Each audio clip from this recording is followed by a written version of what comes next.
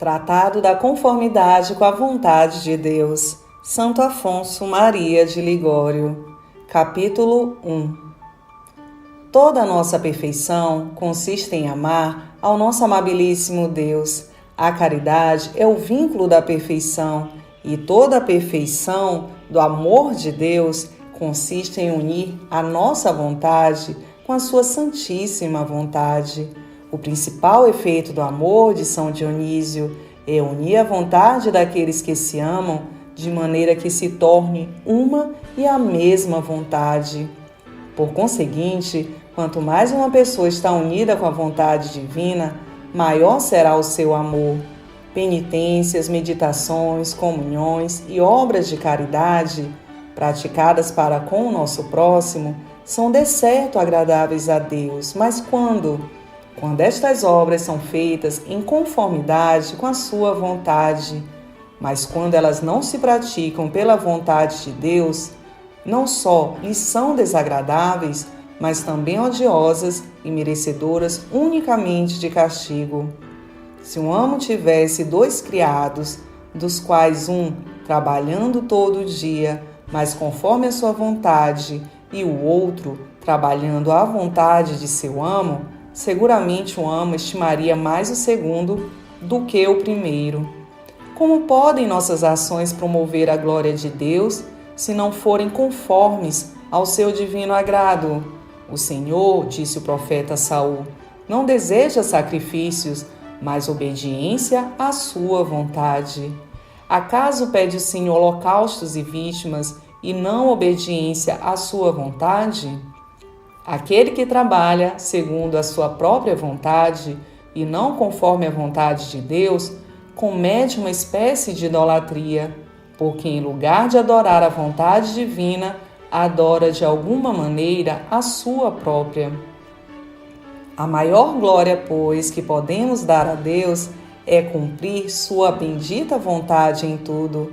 O nosso Redentor, que desceu dos céus à terra para promover a divina glória, cumprindo com a divina vontade, veio principalmente ensinar-nos a assim o praticarmos pelo seu mesmo exemplo.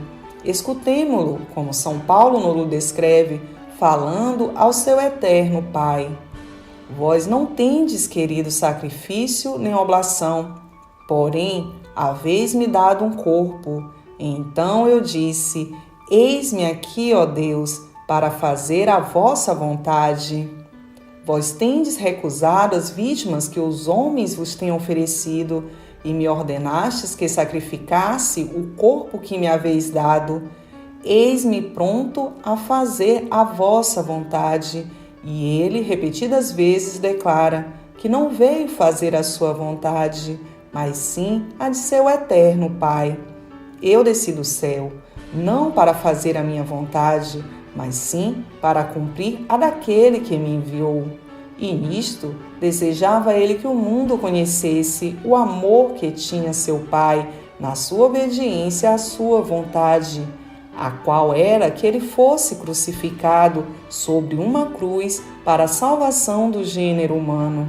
Por isso, quando o Senhor se adiantou a encontrar seus inimigos no horto de Getsêmani, que vinham para o prender e matar, ele disse: eu me entrego ao seu furor, para que o mundo veja que eu amo a meu Pai e que cumpro o que meu Pai me tem ordenado. Levantai-vos, pois, e vamos daqui. E desta maneira, cumprindo com a divina vontade, ele disse que conhecia quem era seu irmão. Aquele que fizer a vontade de meu Pai, que está no céu, esse é meu irmão. Tem sido sempre este o fim que os santos todos têm levado em vista, a conformidade com a vontade de Deus, conhecendo muito bem que nisto consistia a pureza da alma. O beato Henrique Suso disse: Deus não quer que nos abundemos em luzes espirituais, mas sim que em tudo nos conformemos com a sua divina vontade. E Santa Teresa: tudo que se deve procurar no exercício da oração é a conformidade da nossa vontade com a vontade divina, tendo por certo porque nisto consiste a maior perfeição. Aquele que for mais superior nesta prática receberá maiores mercês de Deus e fará os maiores progressos no caminho da perfeição. A beata Estefânia de Soncino, religiosa da Ordem de São Domingos, sendo arrebatada em espírito e levada ao céu em uma visão, viu algumas pessoas que conhecia e que tinham morrido colocadas entre os serafins, e lhe foi dito que tinham sido exaltadas a tão alto grau de glória, em consequência de sua conformidade com a vontade de Deus enquanto estiveram sobre a terra. E o beato Suso, que acima mencionamos, falando de si mesmo, exclama: eu antes queria ser o mais vil inseto que se arrasta pela terra pela vontade de Deus, do que ser um serafim pela minha vontade. Nós devemos neste mundo aprender dos santos que estão no céu a maneira de amar a Deus. O amor puro e perfeito que os bem-aventurados no céu têm para com Deus consiste em uma união da sua vontade à divina vontade. Se os serafins entendessem ser esta vontade, que eles levantassem montes de areia sobre as praias do mar por toda a eternidade, ou que arrancassem erva nos jardins, eles o fariam com maior prazer e gosto. E mais ainda, se Deus lhes dissesse que seriam queimados no fogo do inferno, eles desceriam imediatamente ao abismo para cumprirem a vontade divina. E é o que Jesus Cristo nos ensina a pedir, que se faça a vontade de Deus na terra, como os santos o fazem no céu. Nosso Senhor chama a Davi, um homem segundo o meu coração, porque cumpriu todas as minhas vontades. Davi sempre estava pronto a abraçar a divina vontade, como ele mesmo declara: o meu coração está pronto, ó meu Deus, o meu coração está pronto. E tudo quanto ele pedia ao Senhor era que lhe ensinasse a cumprir a sua divina vontade. Ensinai-me a fazer a vossa vontade. Um ato de perfeita uniformidade com a vontade divina basta para constituir um santo. Veja-se São Paulo, no tempo em que era perseguidor da igreja, foi iluminado e convertido por Jesus Cristo, e depois, como procedeu? Que disse: tudo quanto fez foi oferecer-se à divina vontade, dizendo: Senhor, que quereis vós que eu faça? E o Senhor lhe declarou que seria um vaso de eleição e o apóstolo dos gentios. Aquele que entrega a Deus a sua vontade, entrega-lhe tudo. Quem dá seus bens em esmolas, seu corpo às disciplinas e seu alimento ao jejum, dá uma parte do que possui. Mas aquele que entrega a Deus a sua vontade, dá tudo e pode dizer: Senhor, eu sou pobre, mas eu vos dou tudo quanto possuo, dando-vos a minha vontade e nada mais tenho que vos dar. É isto só que Deus espera de nós. Filho, diz ele a cada um de nós, dá-me o teu coração, isto é, a tua vontade. Nós, diz Santo Agostinho, não podemos oferecer a Deus coisa mais agradável do que dizer-lhe: Senhor, tomai posse de nós, nós vos entregamos a nossa vontade, fazei-nos saber o que exigis de nós e nós o cumpriremos.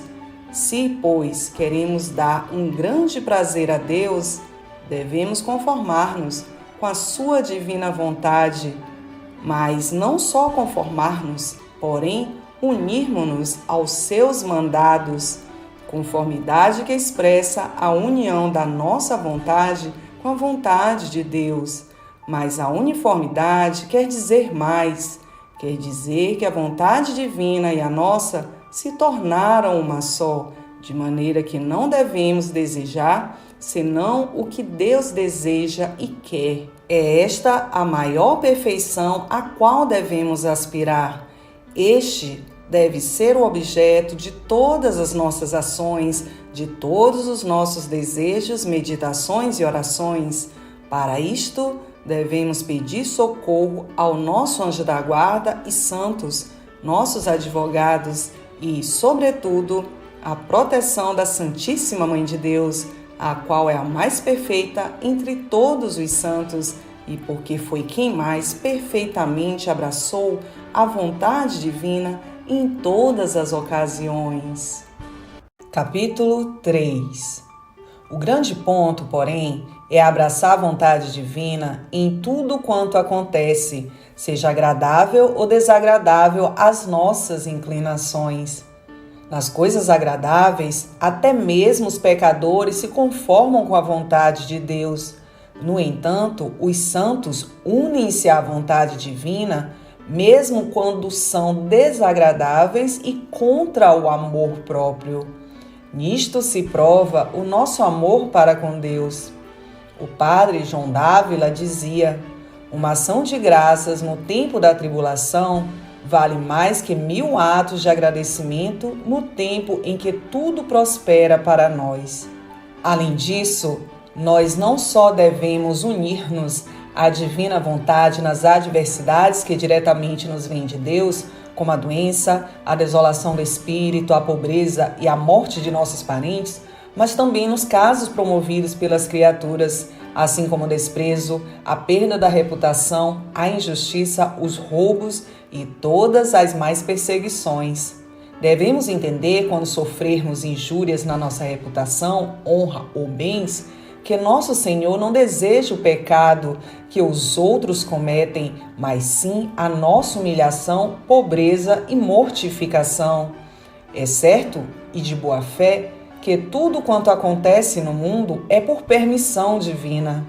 Eu sou o Senhor, fora de mim não há outro. Sou o Senhor que faço todas as coisas. Do Senhor nos vêm os bens e também os males, porque estes nos são contrários, mas realmente são para nós bens quando os aceitamos de suas mãos. Diz o profeta Amós: haverá mal em alguma cidade que o Senhor não tenha feito? E Salomão diz: o bem e o mal, a vida, a morte, a pobreza e a riqueza de Deus nos provém. É certo, conforme o que eu tenho dito, que quando o homem vos ofende, não é esta ofensa desejada por Deus, nem ele concorre na malícia de sua vontade, mas concorre pelo concurso geral das ações materiais que vos afligem, envergonham ou injuriam, de maneira que a ofensa recebida é, sem dúvida, permitida por Deus e vem de sua mão. Assim o Senhor o disse a Davi que ele seria o autor das injúrias que havia de receber de Absalão. Levantarei males contra ti, que procederão de tua própria casa. Tirar-te-ei tuas mulheres diante de teus olhos, e isto em castigo dos teus pecados. Também disse aos hebreus que, em consequência de suas iniquidades, lhes mandaria os assírios para os despojarem e arruinarem. Ai do assírio, ele é a vara e a espada da minha ira. Eu mandarei para os despojar. Santo Agostinho assim explica isto. A impiedade dos assírios foi a espada de Deus para o castigo dos hebreus. E o mesmo Jesus Cristo disse a São Pedro que sua morte e paixão não proviria tanto dos homens como da vontade de seu eterno Pai. Não beberei eu o cálice que o Pai me deu? Quando o mensageiro, o qual se julga ter sido o diabo, veio dizer a Jó que os sabeus lhe tinham tirado os seus bens e assassinado seus filhos, que respondeu o santo homem: o Senhor os deu e o Senhor os levou. Ele não disse: o Senhor deu-me filhos e bens e os sabeus tudo me tiraram, mas sim, o Senhor os deu, o Senhor os levou, porque ele bem sabia que a sua perda fora permitida pelo Onipotente, e depois acrescentou: assim como foi do agrado do Senhor, assim se fez. Bendito seja o nome do Senhor.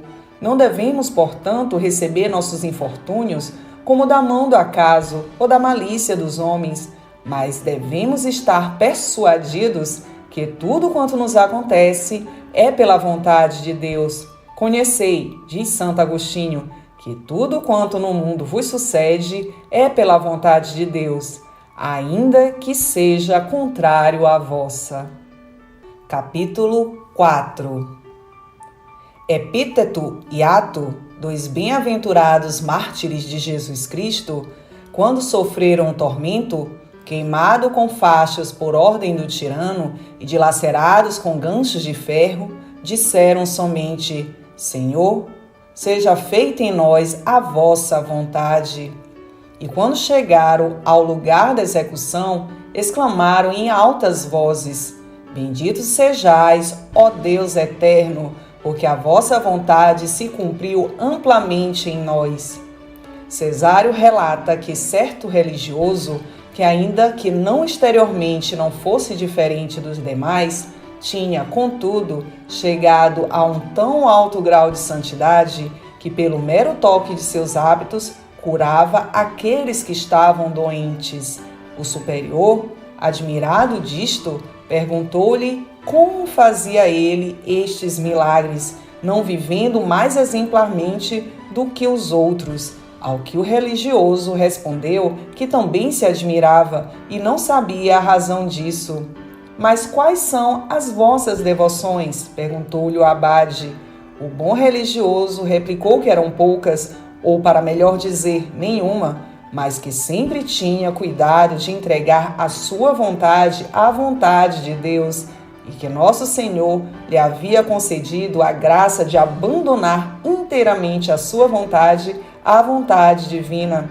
A prosperidade não me eleva, nem a adversidade me abate, porque eu tudo recebo como vindo da mão de Deus, e para este fim dirijo todas as minhas preces, para que a sua vontade se cumpra perfeitamente em mim.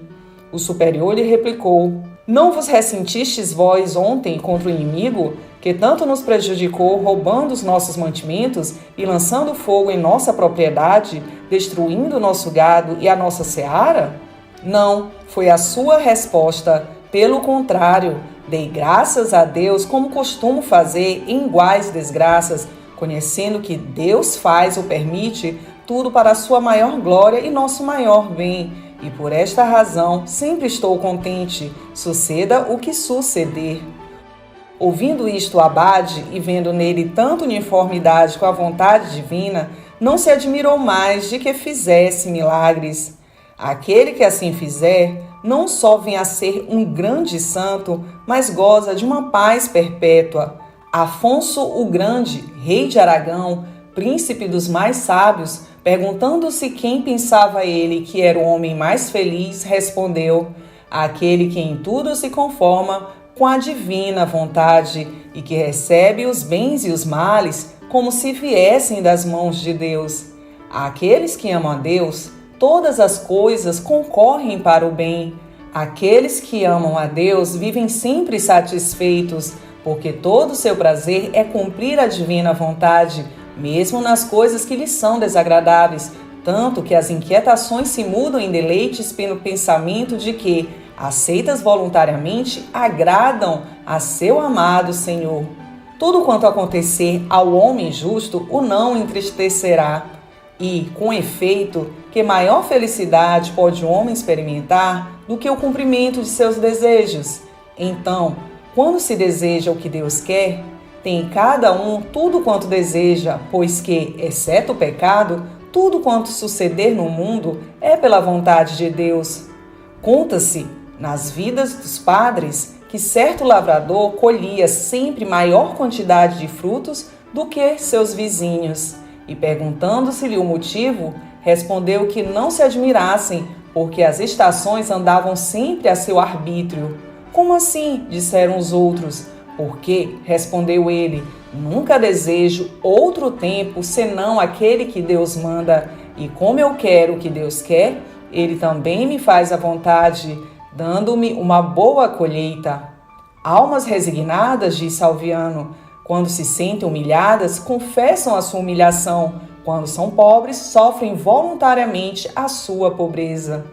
Em uma palavra, resignam-se a tudo quanto lhes acontece e por isso são sempre felizes durante a vida. Se chegar o calor, o frio ou a chuva, aquele que se conforma à vontade do Senhor diz: eu desejo que haja calor, frio ou chuva, porque essa é a vontade de Deus. Se a pobreza, a perseguição ou a doença o afligem, ou a mesma morte, ele dirá: eu desejo ser pobre, perseguido ou doente, porque esta é a vontade de Deus. É esta a gloriosa liberdade que os filhos de Deus gozam, a qual vale mais do que todos os reinos e principados deste mundo.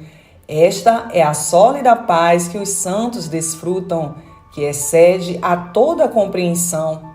E todos os prazeres sensuais, festas, banquetes, honras e gratificações mundanas são vaidade e caducidade, e enquanto fascinam e entretêm por alguns momentos, afligem o espírito, onde só pode haver a verdadeira felicidade. Aqui, exclamava Salomão, depois de ter esgotado o gozo das delícias do mundo, mas isto é também vaidade e vexação de espírito. O louco, diz o Espírito Santo, muda como a lua, mas o homem justo continua em seu juízo, assim como o sol. O insensato, isto é, o pecador, muda como a lua. Hoje está no crescente, amanhã no minguante. Hoje está alegre, amanhã triste. Hoje meigo, amanhã furioso como um tigre. E por quê? Porque a sua felicidade depende da prosperidade e adversidade que ele pode encontrar. E então muda conforme as circunstâncias. Mas um homem justo é como o sol, sempre igual na sua serenidade, sejam os sucessos quais forem, porque a sua felicidade está na conformidade com a vontade divina, e por esta conformidade goza uma inalterável paz, paz na terra aos homens de boa vontade, disse o anjo aos pastores.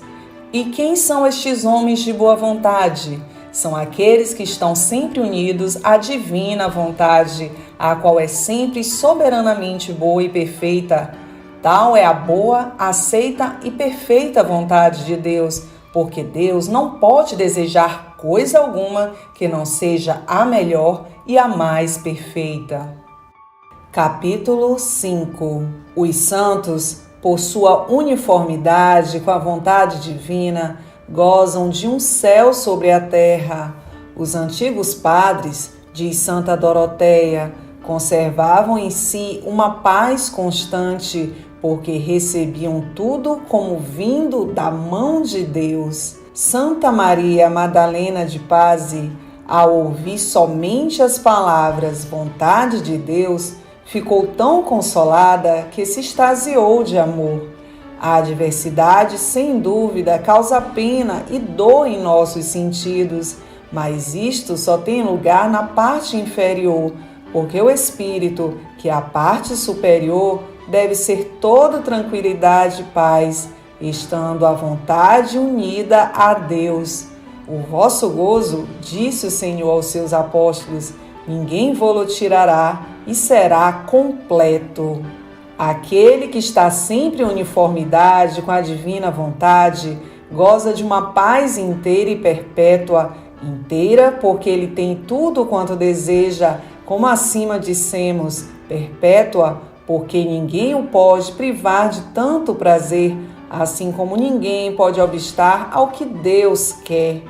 O padre João Tauleiro, segundo o padre Sangiori e o padre Nierenberg, conta de si mesmo que, tendo por muitas vezes pedindo a Deus que lhe ensinasse o caminho da vida espiritual, ouviu um dia uma voz que lhe dizia que fosse a certa igreja e ali acharia a pessoa que procurava. Ele se dirigiu à dita igreja e à porta da mesma encontrou um miserável mendigo, descalço e esfarrapado, a quem saudou dizendo: "Bom dia, irmão." O pobre lhe respondeu: "Não me lembro de ter passado um só dia mal, Senhor." O padre replicou: "Deus vos dê uma vida feliz." Ao que ele lhe tornou: "Eu nunca fui infeliz", acrescentando: "Padre, não foi o acaso que me fez responder-vos que nunca tive um dia mau, porque se tenho fome, louvo a Deus. Quando cai neve ou chove, eu bendigo. Se alguém me despreza, me despede ou me aflige, ou se encontro outra qualquer tribulação, dou sempre graças a Deus. Disse-vos que nunca fui infeliz, falei a verdade, pois que me tenho acostumado a conformar-me com a vontade de Deus sem reserva. Assim, tudo quanto me acontece de bem ou de mal, eu recebo de suas mãos com alegria, como se fosse a minha melhor sorte, e isto me torna feliz. E se Deus quisesse, disse Tauleiro, a vossa condenação, que haveríeis de dizer? Se tal fosse a vontade de Deus, respondeu o pobre, eu com humildade e amor me abraçaria com nosso Senhor e me lançaria de tal modo com ele que, quando me quisesse precipitar no inferno, o obrigaria a ir ali comigo e me acharia então mais feliz com ele no abismo do que gozando das delícias do céu sem ele.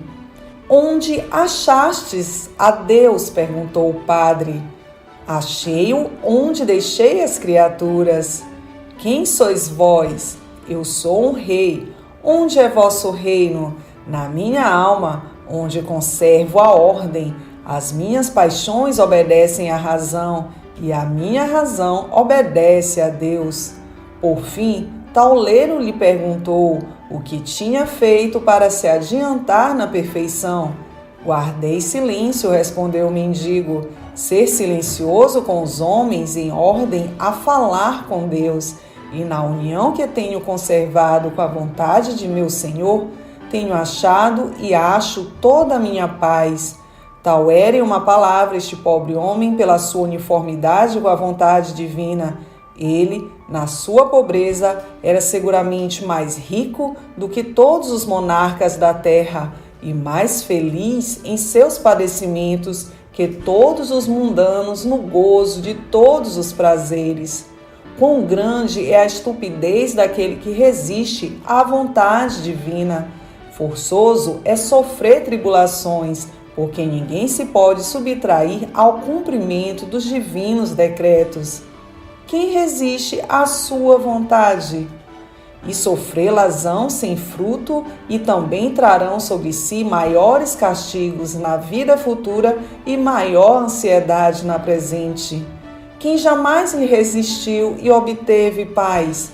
Se o homem enfermo se queixa de suas dores e enfermidades, se o que é pobre lamenta a sua sorte perante Deus e se enfurece e blasfema, que lhe resulta senão o aumento de suas aflições?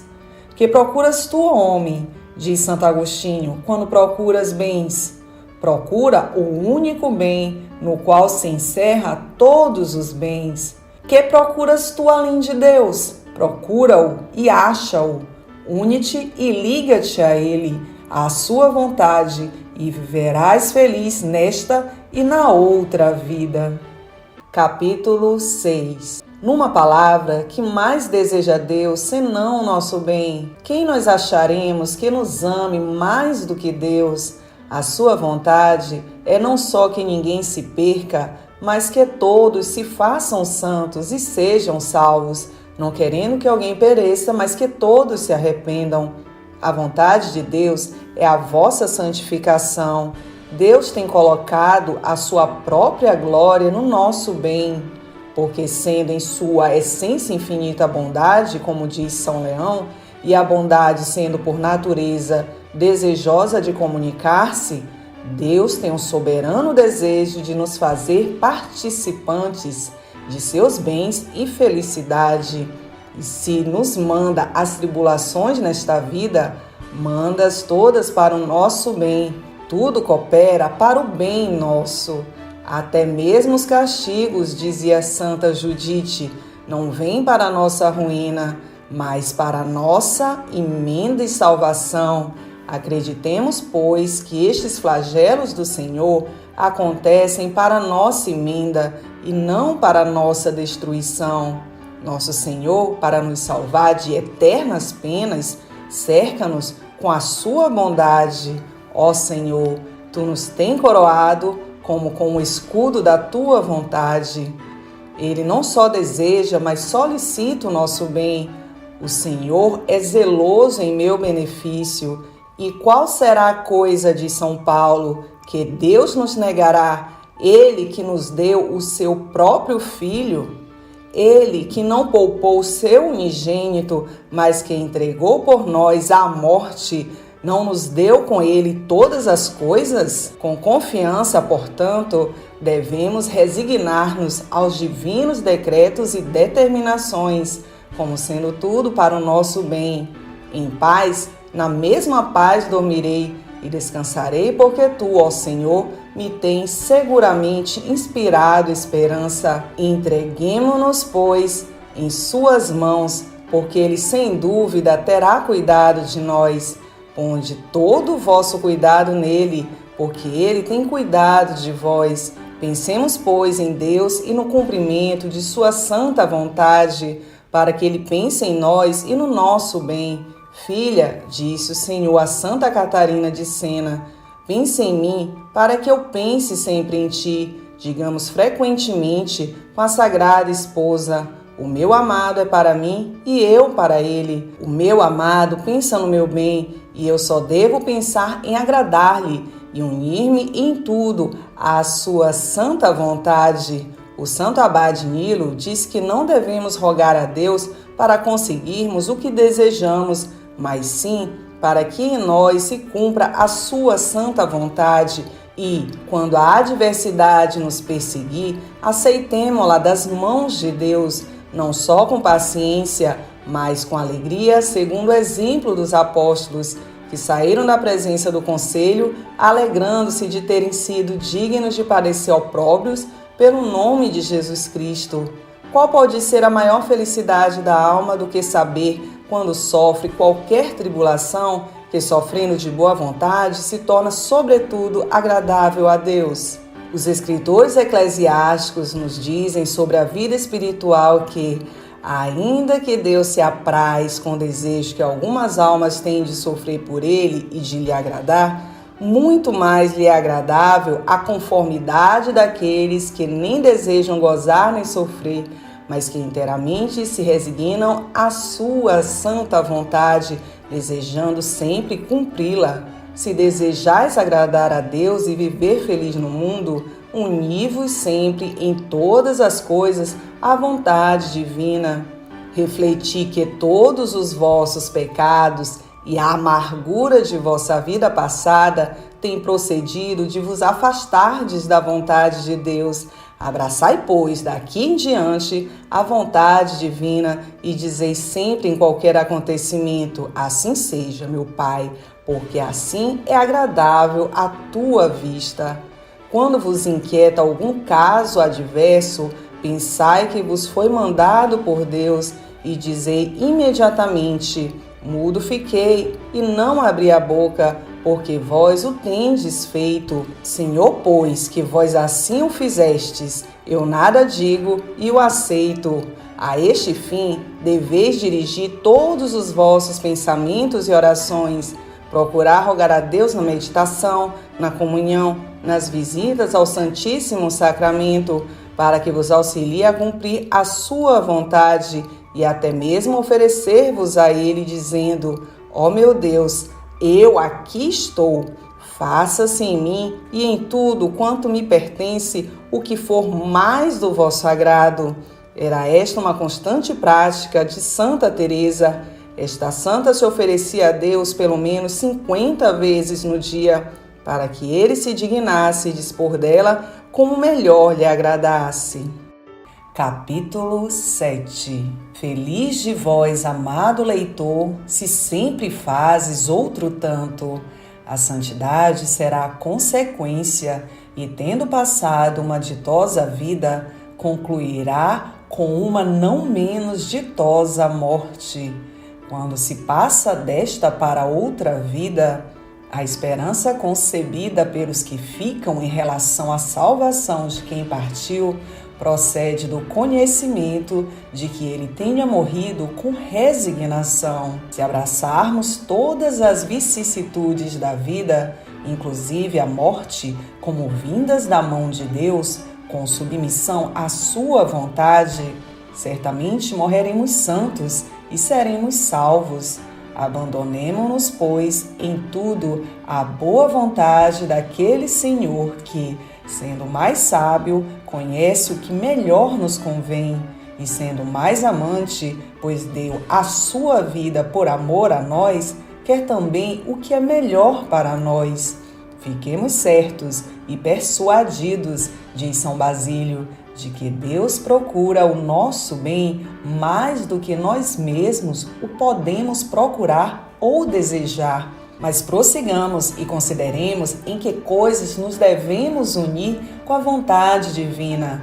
Primeiro, devemos unir-nos à vontade de Deus nas coisas naturais, como quando faz frio, calor, quando chove, ou em tempo de escassez ou epidemia, e em outros casos iguais. Devemos abster-nos de dizer que intolerável frio, que horroroso calor, que desagradável estação, ou fazermos uso de algumas expressões que mostrem a nossa repugnância para com a vontade de Deus. Devemos querer tudo como é, porque Deus de tudo dispõe. São Francisco de Borja, indo uma noite a um convento da sua ordem, enquanto nevava muito, bateu à porta muitas vezes, porém os padres que estavam dormindo não a abriram. Quando amanheceu, muitos deles lastimaram tê-lo feito esperar tanto fora de casa, mas o santo lhes disse que ele tirara muita consolação durante aquele tempo, pensando que era Deus quem fazia cair os flocos de neve sobre ele. Segundo, devemos unir-nos à divina vontade quando padecemos fome, sede, pobreza, desolação e desonra. Em todo caso, devemos dizer: Senhor, Tu fazes e desfazes, e eu estou contente, desejando unicamente o que Tu queres. E o mesmo devemos dizer, diz Rodrigues, naqueles casos imaginados sugeridos por Satanás, na intenção de nos fazer cair em alguma maldade ou pelo menos nos inquietar. Se alguém vos dissesse estas ou aquelas palavras, ou vos fizesse essa ou aquelas ofensas, que direis, que fareis? Devemos responder: eu diria e faria o que Deus quisesse, e assim nos livraríamos de toda falta de inquietação. Terceiro, se temos algum defeito natural, ou no nosso espírito, ou no nosso corpo, como ter pouca memória, inteligência rude, pouca habilidade, falta de algum membro ou saúde fraca, não nos lastimemos, pois que merecimento tínhamos para que Deus nos desse uma alma mais sublime ou um corpo mais bem organizado? Não podia Ele permitir que nascêssemos na classe dos brutos? Não podia Ele deixar-nos no nosso nada? Demos graças ao Senhor por tudo que Sua bondade nos tem concedido e por tudo que faz. Quem sabe, se tendo nós tido maiores talentos, uma saúde perfeita, um corpo extremamente bem organizado, nós teríamos perdido. A quantos a ciência e o seu saber têm sido a origem da soberba e do desprezo com que tratam os outros e por isso causa da sua perdição? Em tal perigo estão outros muitos que se adiantam nas ciências e nos talentos. A quantos outros a beleza e suas forças têm sido causa de muitos crimes. E ao contrário, quantos por serem pobres, enfermos e disformes na sua figura se têm salvado e sido santos. E quantos, se fossem ricos, instruídos e de boa presença, se teriam perdido e condenado. Portanto, contentemo-nos com o que Deus nos tem concedido. Não é necessária a beleza, a saúde, nem o engenho agudo, só é necessária a salvação, disse Jesus Cristo. Quarto, devemos particularmente ser resignados nas enfermidades corporais e voluntariamente abraçá-las de maneira e pelo tempo que Deus tenha determinado visitar-nos com elas. Devemos tomar remédio para restaurarmos a saúde, porque tal é a vontade de Deus. Porém, não aproveitando estes, devemos unir-nos à vontade divina, o que nos será de maior vantagem do que a mesma saúde, e devemos dizer em ocasiões tais: Senhor, Eu não desejo a saúde nem a doença, desejo unicamente que a vossa vontade seja feita. É, sem dúvida, grande virtude não lamentar nossas aflições durante o tempo da dor ou enfermidade. Porém, quando estas pesam sobre nós, não nos é vedado descrevê-las a nossos amigos, nem mesmo rogar a Deus que nos livre delas. Falo daquelas dores ou enfermidades que atacam severamente, pois há muitos que, por serem pouco experimentados no sofrimento, perante a mais leve indisposição à fadiga, pretendem obter a compaixão de todos. O próprio Jesus Cristo, começando a sua paixão, deu a conhecer a seus discípulos a sua tribulação. A minha alma está triste até a morte, e ele rogou ao seu eterno Pai que o livrasse dela. Meu Pai, se é possível, passe de mim este cálice. Mas o mesmo Jesus nos ensinou que o que devemos fazer depois de tais preces é resignar-nos imediatamente à vontade divina, dizendo: não como eu quero, mas como vós quereis. Capítulo 8. Quão loucos são aqueles que desejam a saúde, não só para não sofrerem, mas para mais poderem servir a Deus, observando as regras, assistindo em comunidade, indo à igreja, recebendo a Sagrada Comunhão, fazendo penitências, trabalhando, ouvindo confissões e pregando. Mas pergunto eu, por que desejais vós fazer essas coisas? Para agradar a Deus? Para que procurais vos agradares nessas coisas, quando conheceis que não lhe é agradável a prática de vossas ordinárias devoções, comunhões, penitências, estudos ou sermões, mas sim que suporteis com paciência as dores e enfermidades que ele foi servido mandar-vos? Uni, pois, vossos padecimentos ao de Jesus Cristo. Porém, é-me penoso ser inútil e pesado à comunidade. Conformai-vos com a vontade de Deus e persuadir-vos que vossos superiores estão resignados a ela, vendo que servir de peso à comunidade é pela vontade de Deus e não por preguiça vossa. Vossos desejos e mortificações não procedem do amor de Deus, mas sim do amor próprio, que procura pretextos para se desviar da vontade divina. Se desejarmos agradar a Deus, quando nos acharmos doentes e de cama, basta repetir estas palavras: Senhor, seja feita a vossa vontade, por cujas palavras agradaremos mais a Deus que por todas as devoções e mortificações que nos sejam possíveis oferecer-lhe. Não há melhor caminho no serviço de Deus do que aquele que nos conduz a abraçar a sua vontade com alegria. O venerável Padre Ávila escreveu a um sacerdote que estava enfermo: Amigo, não vos inquieteis com o bem que poderíeis fazer, se estivesseis bom, mas contentai-vos de continuar doente todo o tempo que Deus quiser. Se procurais a vontade de Deus, indiferente vos deve ser o estar mal ou bem de saúde. E certamente assim o podia dizer, porque as nossas obras não glorificam a Deus, mas sim a nossa resignação e conformidade à sua santíssima vontade. Daqui diz também São Francisco de Sales, que Deus é mais bem servido por nossos padecimentos do que por nossas fadigas. E em muitas ocasiões os médicos ou os remédios faltam ou o médico não percebe a moléstia. Em tal caso, devemos unir-nos à vontade divina, que tudo isto dispõe para o nosso maior bem. Conta-se de um devoto de São Tomás de Cantuária que, estando doente, fora à sepultura do santo para recuperar a saúde. Melhorou, pois, e voltou ao seu país, porém pensou então consigo mesmo: se a minha enfermidade fosse vantajosa para a minha salvação, que uso poderei fazer da saúde? Neste pensamento, voltou ao sepulcro do santo e lhe suplicou que rogasse a Deus para que lhe concedesse o que melhor contribuísse para a sua salvação. Depois do que, recaiu com a mesma doença e ficou perfeitamente satisfeito, persuadindo-se de que Deus o afligia para o seu maior bem.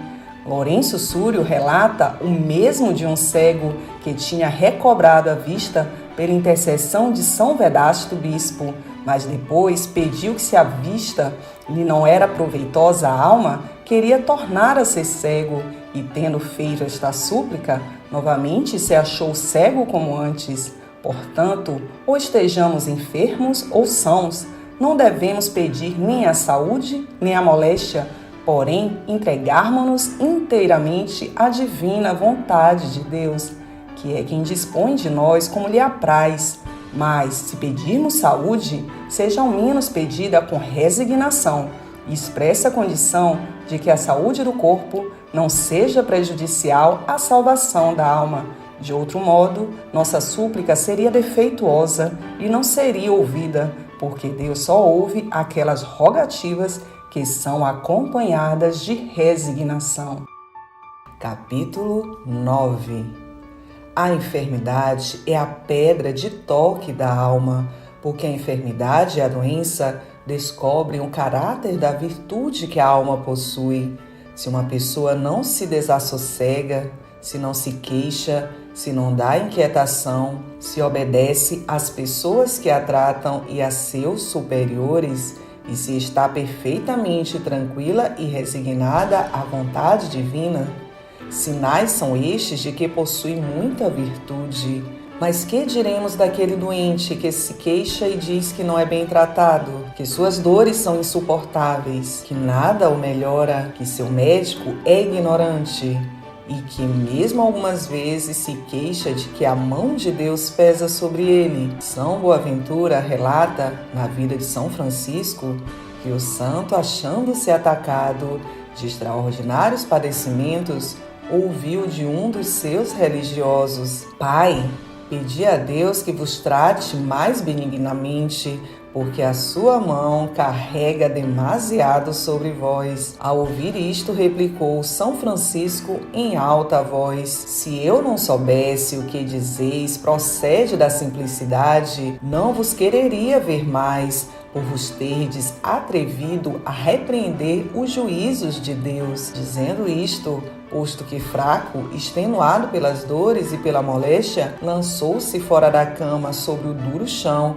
e, beijando-o, exclamou: Mil graças te sejam dadas, ó Senhor, pelo padecimento que me mandaste. Peço-te que me mandes um maior, se essa for a tua divina vontade. Desejo que me aflijas e não me poupes na menor coisa, porque o cumprimento da tua vontade é a maior consolação que posso receber nesta vida. Esta conformidade refere-se também à perda de pessoas que promovem o nosso bem temporal e espiritual. Pessoas bastante devotas são muitas vezes culpáveis neste ponto, não se resignando às divinas determinações. A nossa santificação deve proceder de Deus e não de nossos diretores espirituais. É sua vontade que nos aproveitemos deles para a guia da alma, quando nos dá. Porém, quando nos tira, devemos conformar-nos e aumentar nossa confiança na sua bondade, dizendo: Tu, ó Senhor,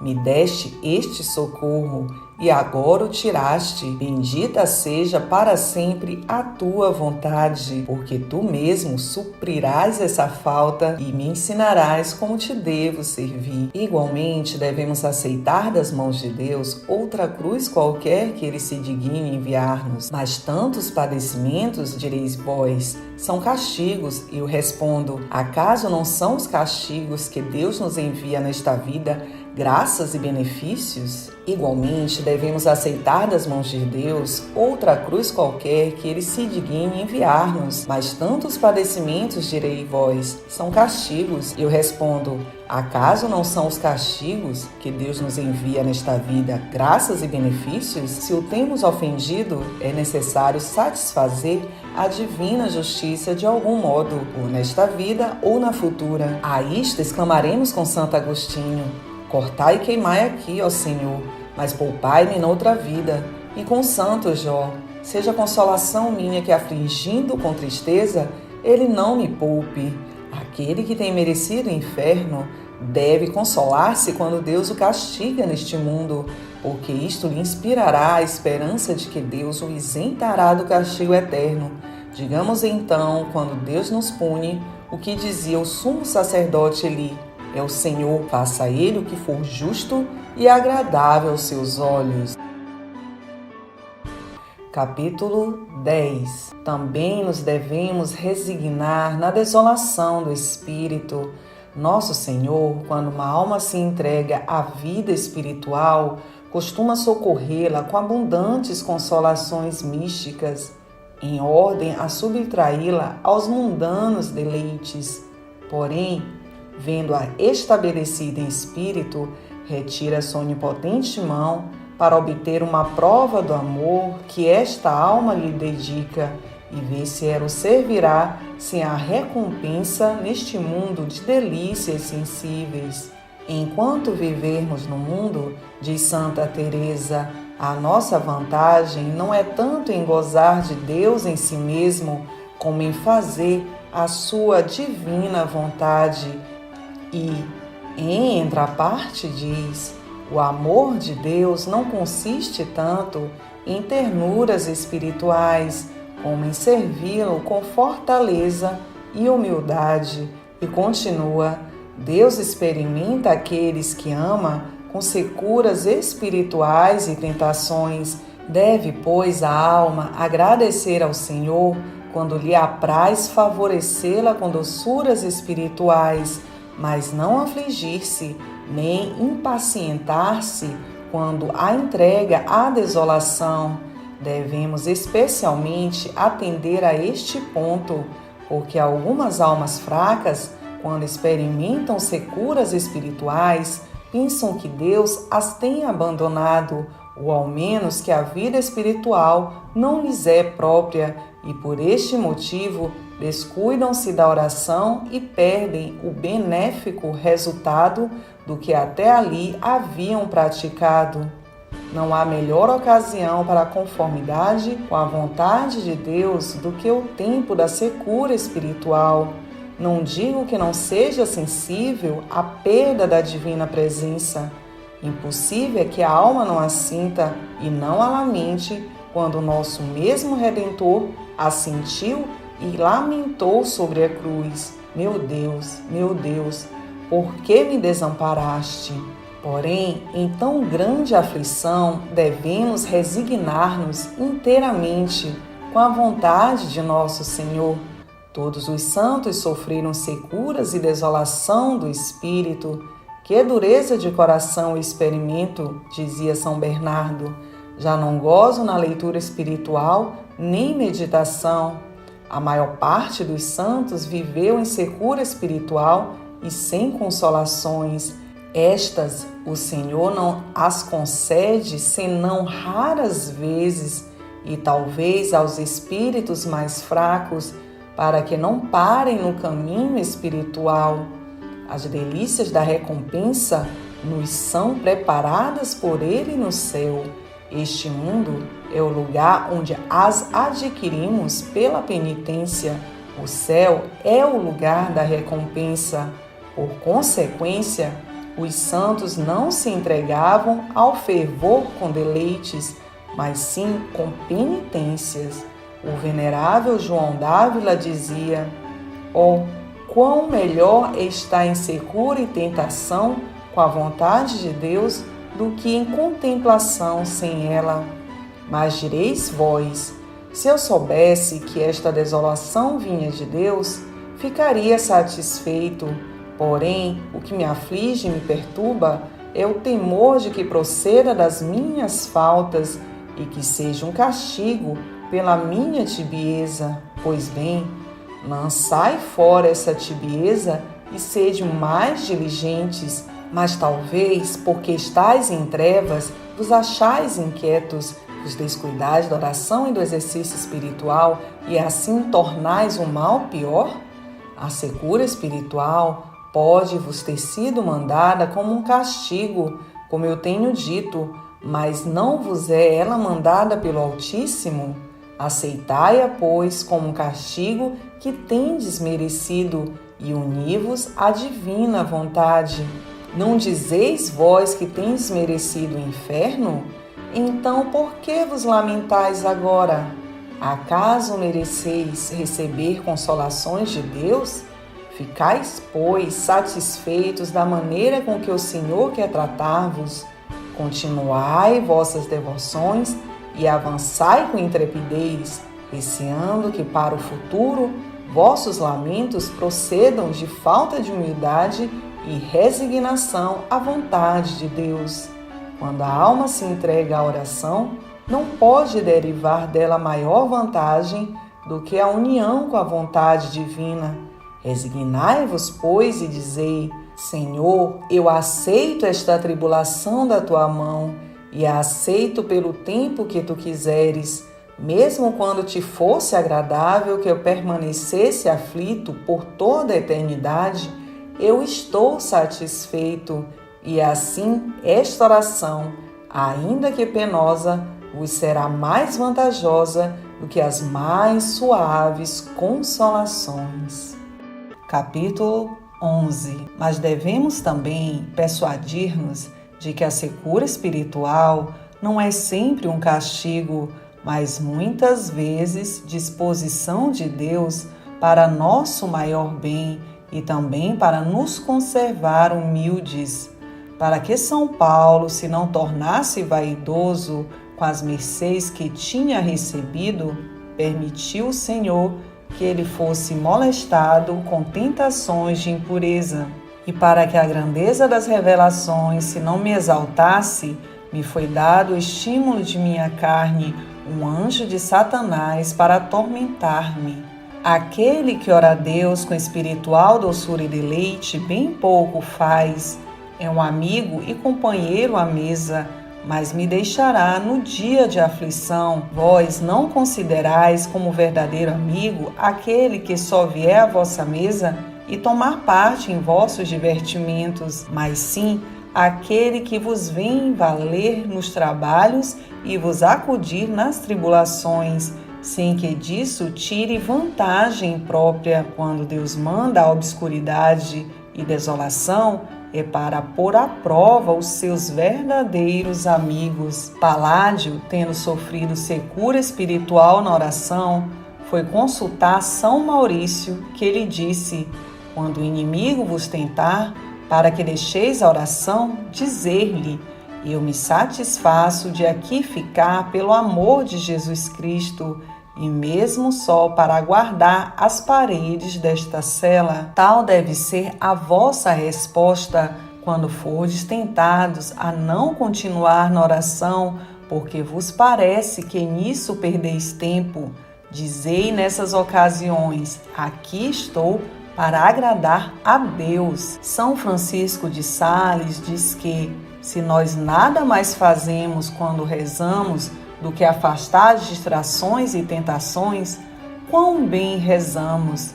Tauleiro também diz que aquele que, no tempo da secura espiritual, perseverar na oração, Deus concederá maiores graças do que aquele que orar com sensível devoção. O padre Rodrigues diz que certo homem confessava que, pelo espaço de 40 anos, não tinha experimentado consolação alguma na oração, mas que naqueles dias em que orava, se sentia mais forte em virtude. Porém, se não orava conforme o costume, sentia-se possuído de tal fraqueza que era inteiramente incapaz de fazer alguma boa obra. São Boaventura e Gerson dizem que muitos que durante a oração não têm a atenção que desejam, servem mais a Deus do que outros que a conservam, porque esta falta os obriga a serem mais diligentes, pois que, se assim não fosse, se poderiam tornar negligentes e soberbos na ideia de que haviam achado o que procuravam. E o que temos dito da secura espiritual, podemos também dizer das tentações. Porém, se Deus permite que sejamos tentados, ainda que devemos trabalhar para evitar as tentações, sejam estas contra a pureza ou contra qualquer virtude, não devemos lastimar-nos, mas também nisto resignar-nos à divina vontade. A São Paulo, quando implorava para ser livre de tentação impura, respondeu o Senhor: a minha graça te é suficiente. E assim, quando Deus não nos concede a graça de vivermos libertos de tentações que nos molestam, digamos: Senhor, faze e permite o que quiseres, a tua graça me é suficiente, mas dá-me o teu auxílio para que eu não a perca. Não são as tentações, mas o consentir nelas que nos priva da divina graça. Quando resistimos às tentações, tornamo-nos mais humildes e adquirimos mais merecimento, o que nos induz a recorrer a Deus com mais frequência, e nós estamos mais longe de o ofendermos, unindo-nos mais intimamente a Ele com seu santo amor. Capítulo 12. Finalmente, devemos unir-nos à vontade de Deus no que toca à nossa morte, tanto no tempo como na maneira que Deus tenha determinado que ela nos chegue. Santa Gertrudes, subindo uma vez a um monte, perdeu o equilíbrio e caiu em um vale. Suas companheiras perguntaram-lhe se não temia morrer sem os sacramentos, ao que a santa respondeu: eu tenho grande desejo de morrer com os sacramentos, porém deixo isso à vontade de Deus, porque a melhor disposição para a morte é voluntariamente submeter-nos ao que Deus tiver determinado. Portanto, desejo a morte que o Senhor for servido enviar-me. São Gregório relata nos seus diálogos que os vândalos, tendo condenado à morte um certo sacerdote chamado Sântulo, lhe deixaram a escolha do gênero de morte. O santo homem recusou escolher e disse: eu estou nas mãos de Deus e receberei aquela morte que ele permitir que vós me deis. Não quero outra. Este ato foi tão agradável ao Senhor que aqueles bárbaros, tendo resolvido degolá-lo, foram surpreendidos com o milagre. No momento da execução, o braço do algoz, ao desferir o golpe, ficou suspenso no ar. Diante de tão grande milagre, aqueles homens lhe concederam a vida. Portanto, quanto ao gênero da morte, devemos considerar como melhor aquele que Deus nos tiver determinado. Digamos sempre, quando pensarmos na morte: Senhor, salvai a minha alma e decretai a minha morte como vos aprouver. Também devemos unir-nos com a divina vontade quanto ao tempo da nossa morte. O que é este mundo senão uma prisão na qual sofremos e estamos em contínuo risco de perder a Deus? A isto exclamou Davi: soltai a minha alma de sua prisão. Isto fazia Santa Teresa suspirar pela morte. Quando ela ouvia as horas no relógio, alegrava-se e consolava-se, porque havia passado 1 hora de sua vida, 1 hora em perigo de perder a Deus. Padre Ávila dizia que aquele que não está em disposição imprópria para morrer deve desejar a morte, pelo perigo de perder a divina graça durante a vida. Que coisa pode ser mais desejável e mais deleitosa do que assegurar-nos, por uma santa morte, da impossibilidade de perder o favor e a graça de Deus? Mas vós dizeis que nada tendes feito e adquirido para a vossa alma. Porém, se Deus quisesse que vós agora morresseis, que faríeis depois, se tivesseis vivido contra a vontade de Deus? Quem sabe se teríeis aquele fim que esperais? Quem sabe se mudaríeis vossos costumes, se caríeis em novas culpas e vos perderíeis? E então, se nada fizesseis enquanto vivesseis, e somente assim se vos ia possível o não cometer culpas, por leves que fossem. Porque, exclama São Bernardo, porque desejamos nós a vida, a qual mais se prolonga, mais pecaminosa é? E é certo que um único pecado venial desagrada mais a Deus do que lhe agradam todas as obras boas que possamos fazer. Eu digo mais, aquele que pouco deseja o céu, prova que tem pouco amor a Deus. Quem ama, deseja a presença do amado. Porém, nós não podemos ver a Deus se não deixarmos a terra, e por isso os santos suspiravam pela morte para poderem ir ver o seu amado Senhor. Assim, exclamava Santo Agostinho: ó, que possa eu morrer, que possa eu ir ver-te. Também São Paulo desejava me ver livre do cárcere do corpo e estar com Jesus Cristo. Igualmente Davi: quando irei e aparecerei diante de Deus. E assim também dizem todas as almas que amam a Deus. Certo autor refere que um cavalheiro, indo caçar um bosque, ouviu um homem cantando melodiosamente. Parou e viu um pobre leproso cheio de chagas. Perguntou-lhe o caçador se era ele quem estava cantando. Sim, respondeu o leproso, era eu. E como podeis vós cantar e estar contente, suportando aflições e dores que vos vão gradualmente privando da vida? O leproso respondeu: entre mim e o Senhor, nada mais há que esta muralha de barro, que é o meu corpo. Removido este obstáculo, eu gozarei o meu Deus, e vendo que todos os dias me vai caindo a pedaços, alegro-me e canto. Capítulo 13. Enfim, nos graus de graças e glória, é preciso termos uma uniformidade com o divino querer. Devemos estimar aquelas coisas que pertencem à glória de Deus, mas devemos estimar ainda mais a sua divina vontade.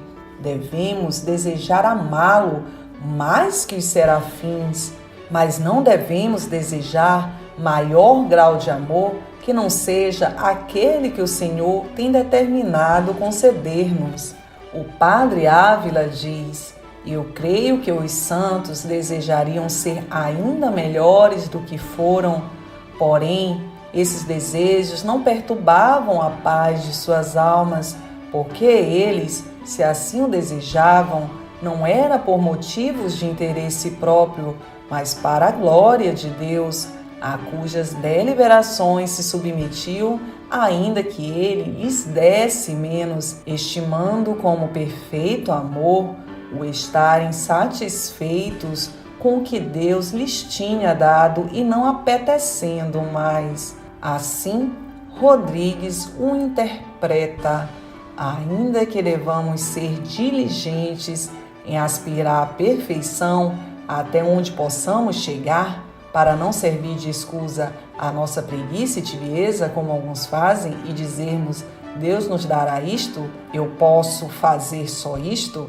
Contudo, quando falhamos neste caminho, não devemos perder a nossa paz de espírito, nem a conformidade com a vontade divina, a qual permitiu nossa falta, humilhar-nos e arrepender-nos, e procurando o maior auxílio de Deus, prosseguir nosso caminho.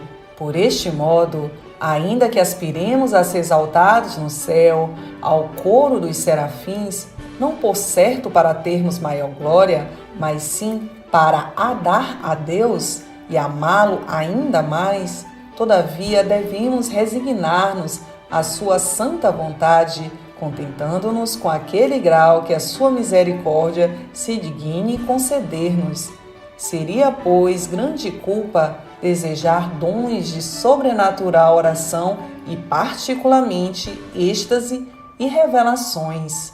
Os mestres da vida espiritual nos ensinam, quando as almas são favorecidas com tais dons, que deveriam orar para serem privadas deles, para poderem amar a Deus pelo puro caminho da fé, que é o mais seguro. Muitos têm chegado à perfeição sem esses sobrenaturais favores. A virtude é bastante para elevar a alma à santidade e, principalmente, à uniformidade com a vontade de Deus. E se Deus se não apraz de elevar-nos a um sublime grau de graça e glória, devemos conformar-nos à sua santa vontade, pedindo-lhe que, ao menos por sua misericórdia, sejamos salvos. Se assim fizermos, não será pequena a recompensa que o nosso bom Senhor derramará sobre nós pela sua bondade, porque Ele ama de forma superior todos aqueles que se resignam às suas determinações. Numa palavra, devemos olhar para tudo quanto nos acontecer como vindo das mãos de Deus, e a este fim se devem dirigir todas as nossas ações, fazer a vontade de Deus e fazê-la porque é a sua vontade, e para assim o observarmos mais seguramente, devemos deixar-nos guiar por nossos diretores quanto ao interior, para melhor conhecermos a vontade de Deus a nosso respeito, tendo grande confiança nestas palavras de Jesus Cristo: aquele que vos ouve, a mim ouve. E, sobretudo, devemos ser cuidadosos de servir a Deus por aquele caminho que Ele quer que o sirvamos.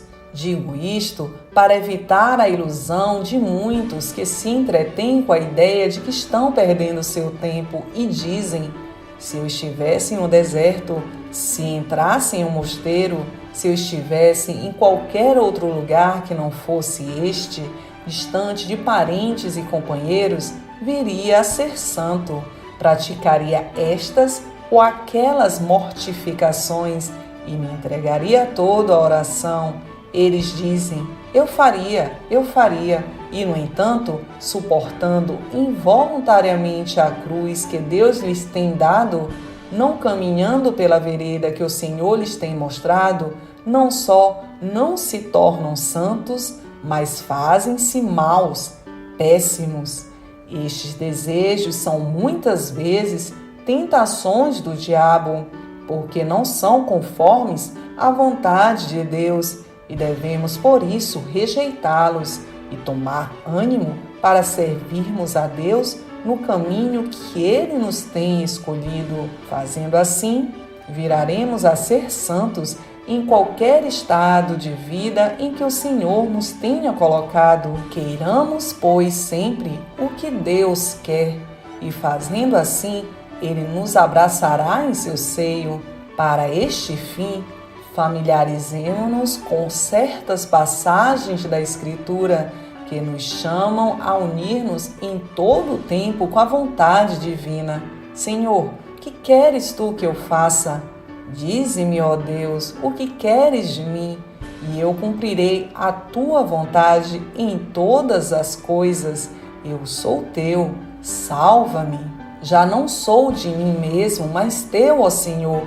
Faze de mim o que for do teu agrado, particularmente quando alguma pesada adversidade nos oprime, a morte dos parentes ou amigos, ou a perda de bens ou de reputação, digamos: sim, meu Pai, sim, meu Deus, porque assim vos é agradável. Sim, meu Pai e meu Senhor, assim seja feito, porque assim te agrada. E, sobretudo, seja-nos preciosa aquela oração que Jesus Cristo nos ensinou: seja feita a tua vontade, assim na terra como no céu. Nosso Senhor disse a Santa Catarina de Gênova que todas as vezes que recitasse o Pai Nosso, ela se demorasse particularmente nestas palavras, rogando-lhe que ela pudesse cumprir na terra a sua santíssima vontade, com a mesma perfeição com que os bem-aventurados a cumprem no céu. Façamos, pois, da mesma forma e seremos santos no céu.